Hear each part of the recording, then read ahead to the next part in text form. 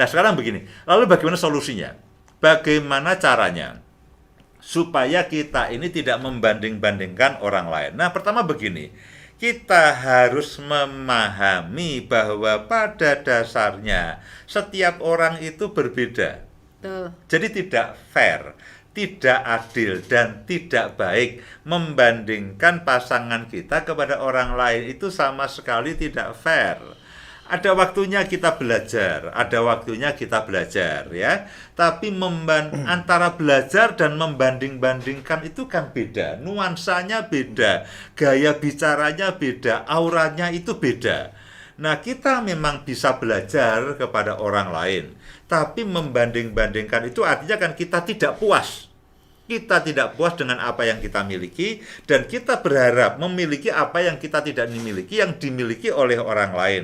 Nah, yang pertama kita harus memahami bahwa pada dasarnya setiap orang itu berbeda. Setiap orang itu memiliki kelebihan dan kekurangan. Terimalah, tidak perlu disesali. Laki-laki atau istri yang bersama dengan kita hari ini itu yang kita pilih. Yang berkali-kali saya katakan kepadanya kita mengatakan kita jatuh cinta. Aku cinta padamu. Ya sudah, itu dikunci dengan semua kelebihan dan semua kekurangannya. Kita berjanji aku akan sehidup semati dengan kamu dalam keadaan suka maupun duka, dalam keadaan senang ataupun susah, dalam keadaan baik maupun tidak baik. Nah, janjinya aja selangit. Tidak bisa masak aja ribut.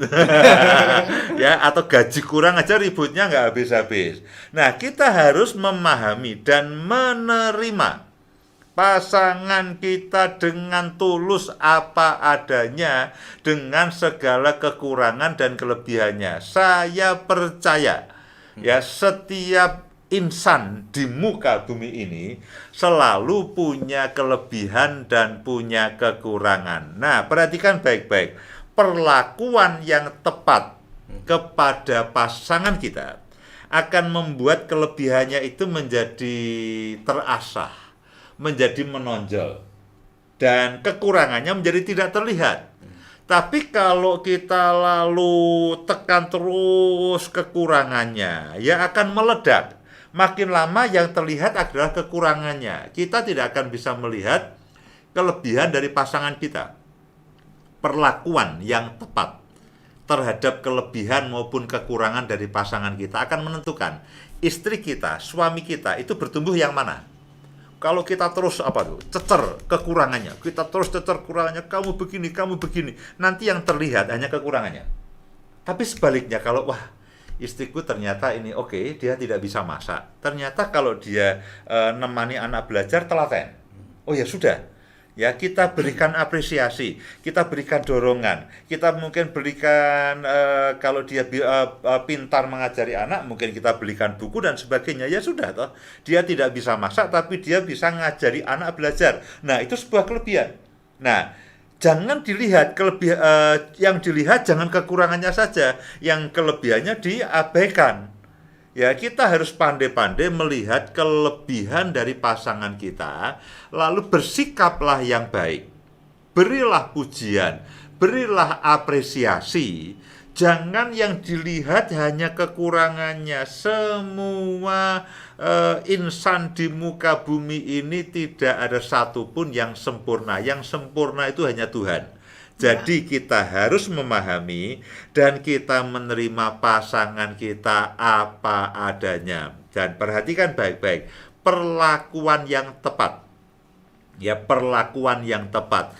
Kita memfasilitasi akan apa yang menjadi kelebihan, menjadi keunggulan dari pasangan kita, itu akan membuat keunggulannya, kelebihannya jadi meningkat.